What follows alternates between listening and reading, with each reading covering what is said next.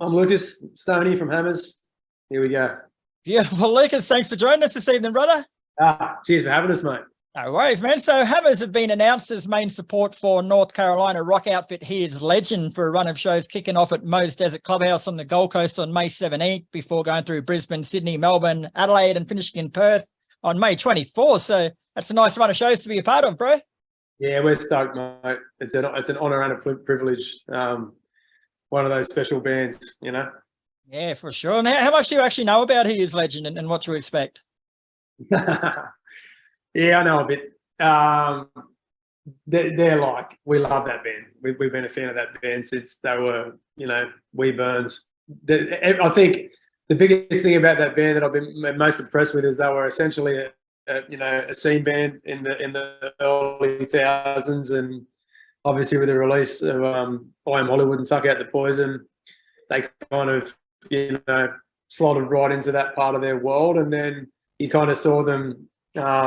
Once they got to It Hates You, they really became something special with that record, and then ended up having a hiatus after that. I kind of liken their, I did say this in an interview earlier today as well, I liken their general trajectory and total, I guess, growth to a band like Frost, I guess, where they started out something and have become something totally different and so much more mature, and they're just a special, I guess, like a cult status band that's probably been a bigger influence on bands around the world than we sort of know, really care to know or actually know about. Yeah, cool. I suppose like for me, they kind of fill that hole that Soundgarden left behind, Yeah, for sure. And anyone going along to the shows, of course, they're going to know about Here's Legend and what to expect, but there'll be a few people coming along not quite that familiar with Hammers, bro. So what can punters expect from you at the shows? Mate, tough riffs, lots of laughs, lots of grooves, heaps of reason to go home with a smile. That'll do me, mate. And the press release says to always expect the unexpected with a Hammers live set. So can you elaborate on that? How do you expect the unexpected? I think the spine behind that would probably be the fact that we are all, tied to each other as best mates, and how we generally are on stage is exactly what we do in life, which I guess if you've got, mates that you hang out with every day and everyone's sort of spontaneous and kind of there's no pre-rehearsed or preconceived notion about how we're supposed to act or what we're supposed to do. I think Hammers just kind of exist as best friends on stage while we're playing music and doing the thing we love the most with our clothes on, or sometimes with our clothes on. Very cool.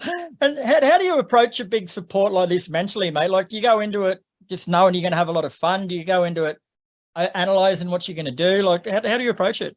No, we just do our job, man. I think, again, it's the same deal. Like, there's no real pretension behind what Hammers do, in that we're not even pretension, but it's not a contrived kind of, we've got to do this and we've got to do that. We're just going in to do our thing. I think the biggest thing with touring with Here's Legend is just the fact that we're just going to be surrounded by some amazing dudes that do the same thing we do in a different setting, and they're an inspiration to us and anyone who's going to come and watch them. The game plan is the same. We turn up, we fucking put everything into our show, and then we get off and we enjoy what we've done. Yeah, sweet. Along those lines though, bro, like when you're making up a set list, do you go through it and do you make up one that you think will appeal to fans of Here's Legend, or do you go through and make up one that appeals more to your strengths as a band?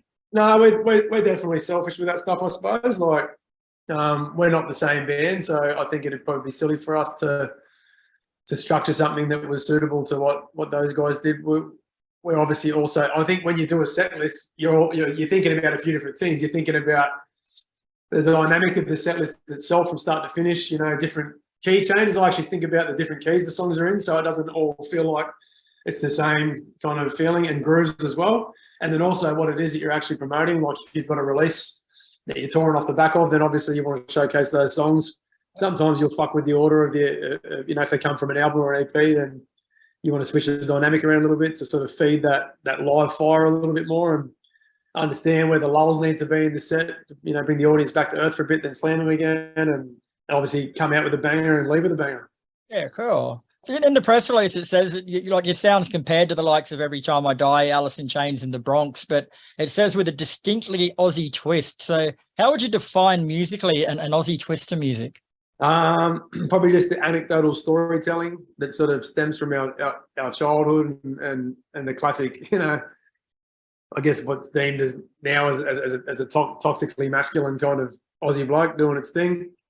And also we do tend to try and we kind of sing in our accent as much as we can. I'm all for can'ts and not can'ts and yeah, shit like that. Like we're not an American band, so why would you fucking go out singing American like language? That's kind of probably more with that Aussie twist. Fish and I both like to do a bit of storytelling, like within the song. So that's probably where that comes from a fair bit. And Hammers released your debut EP, Home Blokes, back in 2018 and followed it up with Kicking Goals in 2020. So how has your sound sort of changed or progressed over the years, would you say? Yeah, it's definitely like, well, I used to be in a band called Helm, which I wrote songs for a long time, to a totally different musical outfit altogether. When I came in to start writing stuff for Hammers, I kind of perceived the band a certain way, and then Fish and I had a relationship, and I kind of like started restructuring a few of the sounds to suit like a newer kind of vibe for the band. So where we were then, where the band was before I came, and where we are now is definitely like a change. Hopefully it's a growth or an expansion. Just a big emphasis on that kind of groove-driven technical rock riff. Yeah, and definitely a bit more complexity within the structures of the song. Like I love multi-layered textures, and I love big build-ups and big explosions into big riffs, and then, you know, nice little journeys through, even if it's a, you know, 4.5 or 4 minute rock song.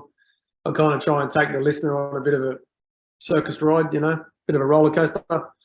Yeah, cool. As we say, your last EP, Kicking Goals, was in 2020, mate. Like I know you sort of had a staggered release with that because of COVID, but have you started work on anything else? Yeah, I'm in the middle of writing the next album, or the first full-length album for Hammers now. Yeah. We've got a few chalked up on the board already, and they're sounding great. It's definitely a lot heavier again, and I reckon we should have hopefully at least a single or a video or something out towards the end of the year. Yeah, nice. For sure.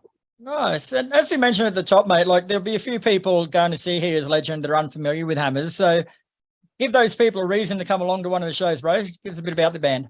Well, for one, we're touring your country, so come and see another good Aussie band and we'll try and do you proud. And secondly, we don't fuck around. You like heavy rock and good riffs, get there. Sounds like a good enough reason to me, brother. All right, Lucas. Well, thanks for your time, mate. I'll let you get back to your beer and your practice, mate. But best of luck with the shows, and I'll probably pop along to the Mose one or the Brizzy one. So catch you up then. Thanks, Kris. Nice to meet you, bud. You too, brother. Take care, man.